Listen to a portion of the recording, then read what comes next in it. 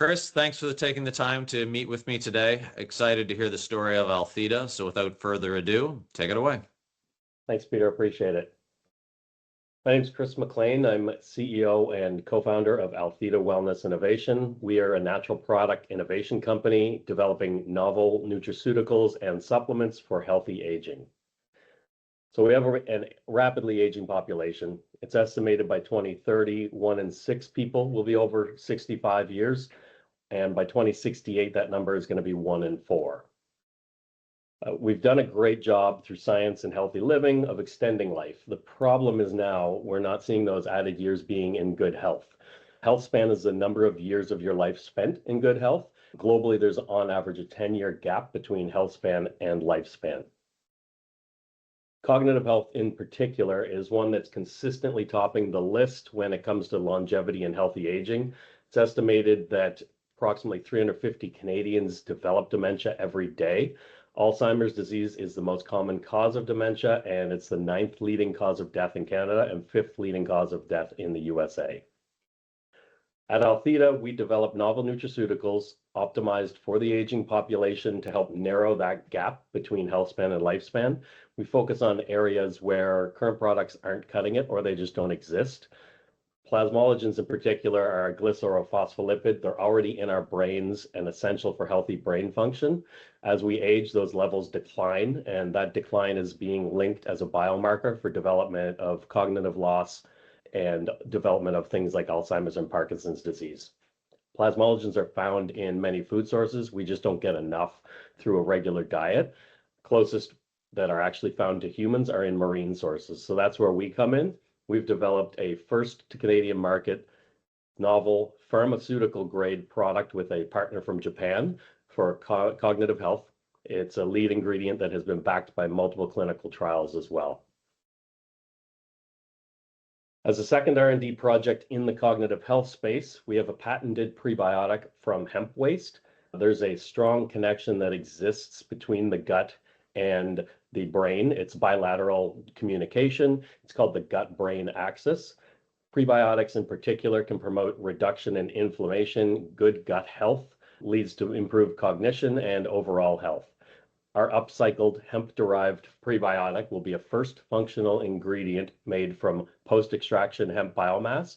It's a unique and highly desirable ingredient for the health and wellness industry, and the patent for this actually we were just allowed the patent for issuance, so that's a big milestone for our company. Cognitive market size is huge. It's growing as people are looking for natural alternatives on the supplement side in particular. The numbers here on this screen have actually grown to 10.9 billion in 2024 and are projected to reach over 23 billion by 2030. The brain health supplement space has a number of new entrants, has a few established players, and some of these bigger players are now taking an interest in the OTC space in brain health. Some of them are making acquisitions, others are adding their own line. Most OTC options for cognitive health are marine-derived fatty acids. Those are fine. The problem is they're less stable and do not pass through the gut and into the brain, which glycerophospholipids do, plasmalogen being a glycerophospholipid. Our R&D stability and delivery platforms are a big focus in all of our products. We have a very strong and experienced team, especially on the scientific and strategic growth front. We've brought multiple OTC products to the market. We sold a previous biopharma company to a publicly traded company, and we have a really strong focus on this opportunity. So our business model, we just actually launched our pilot launch. It's for 3 products. This starts online, and we're working with maritime pharmacies to get products on the shelf. In addition to that, we're working with some distributors and brokers. So we have a distributor signed up on the West Coast side to cover the West Coast provinces, get our products into some natural health product stores, and then we're in discussions with someone in Ontario. As we expand, we're looking to add licensing deals with established partners that helps accelerate the growth, get into areas that we may not have a footprint in. We do have a suite of already approved products, areas such as ocular health, bladder health, metabolic health, and cognitive health. So while Altheda is the behind-the-scenes R&D company, we created a consumer-facing brand to represent our products as a whole. This brand is called U Healthy Aging Nutraceuticals. The yew tree is one of the longest living trees, has some very impressive regenerative properties, symbolizes protection, renewal, resiliency, and continuity. We felt that really reflected the brand we want to build and really resonates with the consumer. This would be the consumer-facing brand they will see on our packaging, they'll see on our education side, just the R&D will remain as Altheda, patents will stay in Altheda as well. So our launch products, the three launch products I talked about, we have a suite of MPNs already approved. This is what we're going to market with. We've got a bladder health product for UTI prevention and pain associated with UTI. It's a novel formulation involving proanthocyanidins, but also a terpene, which works very well in bladder models. We've got an ocular health product for AMD, age-related macular degeneration, cataracts, and it helps reduce intraocular pressure. The lead ingredients in this have been heavily studied in ocular models. There's two lead ingredients, and they've been very well studied. And then the third is a glutathione product. It's for brain and metabolic health. Glutathione is pretty common on the market right now, but ours is actually an acetyl glutathione, acetylated. What that does is it forms a bond and protects it when it goes into the gut versus what's on the market. Generally, it gets degraded and only a part of it gets through to the brain. Ours has this bond that actually holds it together and you get most of that ingredient getting through to where it needs to go. Thank you very much for your time. Any questions? My contact information is all on the slide here. That's great, Chris. First question, what's been the biggest challenge in building this company? Challenge? I don't know. So it's hard to describe that because we built Altheda from experience. We have experience with the way things have gone right. We have experience with the way things have gone wrong. We picked our team very intentionally, and we did it in a way that we can do a lot ourselves. So we could control costs, we could control still continuing if that investment doesn't come in. Investment has been our biggest challenge, of course, but it hasn't stopped us and it won't stop us. All it does is it changes how fast we can grow. So everything's moving forward as needed. Investment just makes that go a lot faster. So do you see a shortage of the programs that are out there? Because you see a product like yours, you're ready to go, you have clearances on it, you now have a patent on it, congratulations. You got all the components. It's just really about go-to-market dollars. Are there not market dollars that you can access out there? Like what's the challenge that you see there? Or are you specifically looking for equity type only, or have you been flexible on that? We've been flexible on that. That end of it has been fantastic. That end of it is really the reason we're at the point we are right now. So equity's been tough. We have local investors we're very thankful for. They've been great, very supportive. But the grant, non-dilutive funding, the whatever's available on that ecosystem side has been fantastic. Nova Scotia, Atlantic provinces have a really strong life sciences community. A lot of support that's out there, but financial support has been great. Groups like Life Sciences Nova Scotia, Emergence through Invest Nova Scotia, NP, NRC, they've all contributed to our projects to get to the point where we are. And now we're actually applying to another right now that is for the commercialization side. Most of them are really for that R&D side, which has been right up our alley. Now we're at the commercialization side. Gotcha. So in a market that you see as absolutely massive, right? When you look at all the supplements that are out there, even just going to the local supplement shop for active living, how do you stand out? I don't doubt that your product's better. So how do you convey that to the consumer without spending yourselves into a massive hole to push the brand? Yeah, it's all around the education. I mean, we're a very well-suited team for that. One of our co-founders is a professor of pharmacology and ophthalmology. She literally teaches this stuff. Our other two founders are pharmacists. They're speaking to the front-end consumers all the time. So we have a great deal of knowledge on that education piece of what's happening within your body, what is the right way to deliver it. It's a saturated market. You're not wrong there. It's hard if you don't know what you're looking for, you go to a supplement store, and I do it all the time. I go and just see what's out there, and it's insane. If you don't know what you're looking for, you get lost. So for a product like ours, the education piece is so important. Why we're different, the research that's gone into it. We are running our own clinical trials through researchers at Dalhousie. We're always looking to do clinical trials, which you don't have to do and is 90% of the time not done for natural products. Our ingredient suppliers on the other end also do that. So one of our ingredient suppliers did a clinical trial on postmenopausal women UTI prevention. Another did a clinical trial on pain related to one of our ingredients. So we have that package, building it, getting it out there, going with the product, but also our distributors have these sheets that we've given them on talking points. We're getting on podcasts. We're starting to really build up that continuing education piece that I've always talked about wanting to have for Altheda and push that out there. Eventually, we become a trusted source. That's what I want. Excellent. For the next question, I'd like to focus on building a company in Canada. Yeah. Right. Both Canadians, obviously, we're all proud as entrepreneurs in this ecosystem, work incredibly hard, but there's a lot of good things about building companies in Canada and a lot of, challenging things. Talk to me about those and your experience on both sides. For sure. So the good things, I'll start with that. For us in particular, we deal with Health Canada quite a bit.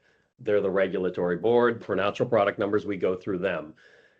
For all the complaining I'll do about Health Canada because of their timelines, it's seen as a very high standard of regulatory oversight. So you take this product elsewhere, if they see that it has an NPN, a natural product number, it automatically bumps it up the list on them. China in particular is constantly looking for partnerships with companies that have NPNs because they know it's a higher standard. You can go into different regions and get approval pretty quickly, but there's a lot of not safe products out there because they went through that chain. So I think it's harder, it takes longer, but in the end, it helps the consumers and it helps companies like us because we put a lot of research into it. We provide that to Health Canada and they say, go ahead. But in the end, I like the way that the regulatory system is here. It just needs some work, which there's a lot of groups that are pushing hard to do that. CHFA is a great group for that. They're great advocates for natural products. That's Canadian Health Food Association. Fantastic advocates for the regulatory space. Another thing I think Atlantic Canada does very well is our ecosystem. You've seen it firsthand as well. That life sciences ecosystem here is so supportive. There's endless amount of resources to help companies get started, help companies grow, support the founders through other founders, academia, industry. It's great. And there's funding opportunities. All those companies I mentioned earlier, Life Sciences Nova Scotia, Emergence, ACOA, NRC, NPC, Invest Nova Scotia. We have so many programs. That's great. Where we're holding companies back, I think investment, you touched on it earlier. It used to be a lot stronger. I don't know if it's the cannabis crash that happened or COVID, really slowed things down. I don't know what it is, but the investment into companies has really slowed down. And what I've noticed Canada doing is investors tend to focus too much on one hot topic. Cannabis is a great example of that. When that became legal, all the money was going into it. Other startups suffered. We were lucky that we were in the cannabinoid industry, so we benefited from that. Now it seems as if you don't have an AI focus, you're kind of pushed to the back as well in terms of investment. So I find it might be a little too narrow of a focus for the investors out there. I went to an angel investor conference last year and all of the topics were around AI.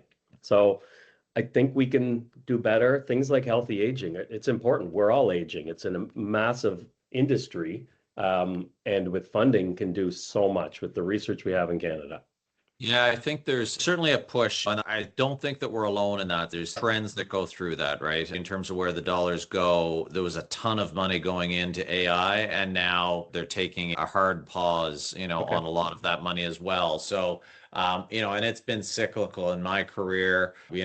old enough to remember the dot-com crash where, Yeah. just before that, everybody was going in and basically with a PowerPoint and coming out with massive checks and term sheets and so forth day of. Then all of a sudden we moved to green energy, and you'd see at the conference, Yeah. it'd be like, these are the same VCs that I saw 6 months ago who were dot-com guys. Now they've kind of moved that. And so that trend, I think, is always there, and it probably always Definitely. will. What I am seeing in the market on that side is people who are successful in raising capital really have to be more strategic and actually Yeah. find investors who understand their space. That's been fairly consistent now. Like 2019 was, I'm not going to say easy to raise money, but Yeah. 2019, it was anybody with a decent PowerPoint presentation, a believable story could raise that seed capital, get on your way, and so forth. And that became a whole lot harder. Yes, COVID certainly took a big chunk out of the angel investment, but now we're seeing more and more private capital